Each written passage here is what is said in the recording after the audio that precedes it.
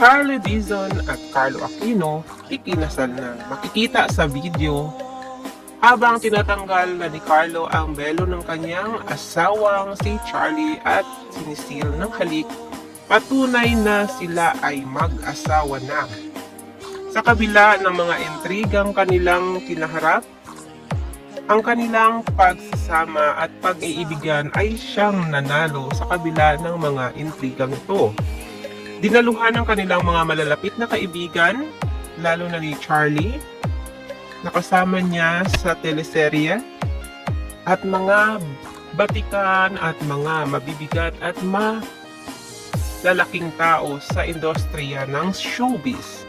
Kitang-kita sa ngiti ni Charlie ang ngiting tagumpay. Ito'y patunay na against all odds, ang pag-iibigan pa nila ang nangingibabaw.